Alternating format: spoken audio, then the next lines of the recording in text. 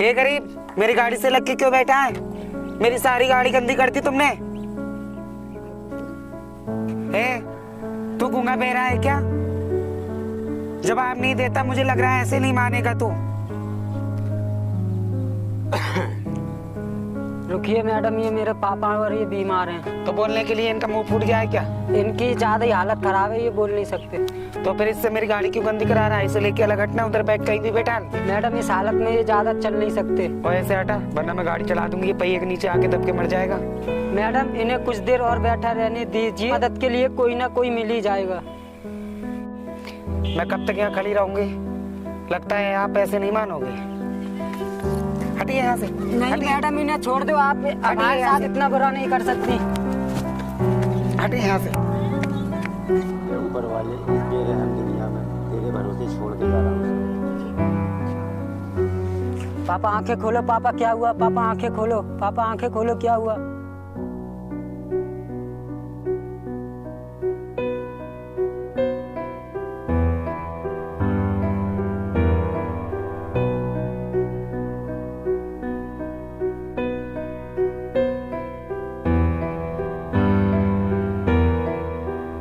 मुझे लगता है ये दुनिया गरीबों के जीने के लायक नहीं। मेरे पापा भी मुझे बेरहम दुनिया में छोड़कर चले गए। अब इस दुनिया में मेरी जीने की भी इच्छा नहीं है। आगे एक नहर है, मुझे उम्मीद है उसमें डूबकर मर जाऊंगा, और मैं भगवान से प्रार्थना करूंगा मुझे इंसानों का जन्म न मिले। अरे बेटे, यहाँ कोई ब्लड की बैंक की दुकान है? नहीं अंकल। ओ सेठ, वहाँ तो बड़ी गड़बड़ हो गई, मैं गलत रास्ते पर आ गया। मेरी गाड़ी भी खराब हो गई, अब मेरे बेटे की जान खतरे में, मैं क्या करूँ?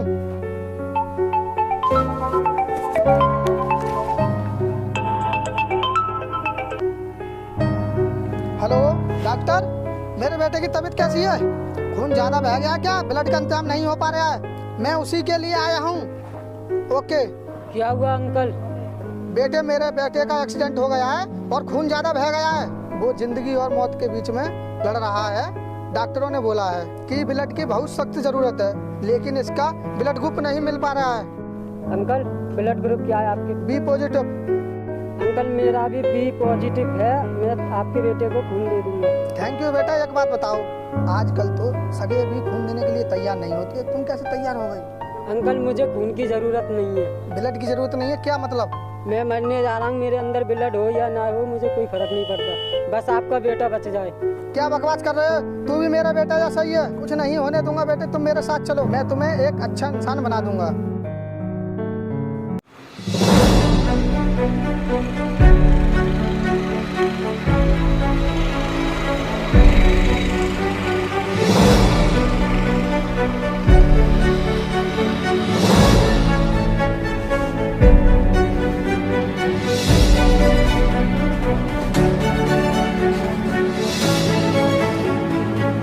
तुम यहाँ? तुम्हारी तो मुझे बहुत दिनों से तलाश थी। कौन है यार? और तुम्हें मेरी तलाश क्यों थी? क्योंकि तुम्हें तुम्हारी असली औकात दिखानी थी। मेरे पास तुम जैसों से बात करने के लिए फालतू टाइम नहीं है, और जो भी बताना है सीरियस बताइए। मैं वही लड़का हूँ जिसके बाप को तूने ठोकर मारी थी। अच्छा, मुझे याद आ रहा है। तुम इतने क्यों इतरा रहे हो? ना ही तुम्हारी पहले मेरे साथ खड़े होने की औकात थी, और ना ही आज है। अपनी दौलत के नशे में इतनी अंधी मत हो। घमंडी लड़की, तुझे ऐसा भी पता न चले कि दुनिया में क्या हो रहा है। बुला यहाँ किसी को और पूछ मेरे बारे में कि मैं कौन हूँ। यहाँ किसी को बुलाने की जरूरत नहीं है, क्योंकि मैं जानती हूँ, है ना, मेरे बॉयफ्रेंड के सामने आप कुछ भी नहीं हो, समझे?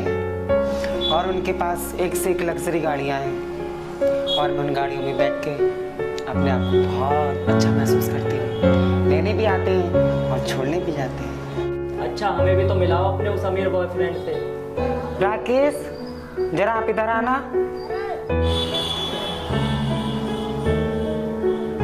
सर आप कब आए? अरे ये तो मेरा ही नौकर है, तुम इसकी बात कर रही थी? आप जिस बैंक की गाड़ी में बैठकर अपने आप को फील महसूस करती है ना, वो गाड़ी मेरी ही है। और तुम्हारी औकात नहीं है उस गाड़ी में बैठने की। आज के बाद उस गाड़ी में बिल्कुल नहीं बैठना।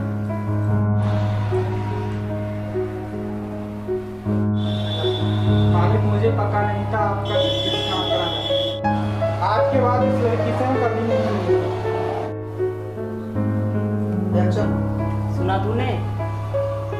तेरी औकात मेरे नौकर के साथ रहने की भी नहीं है, और तू फिर किस बात का घमंड करती है?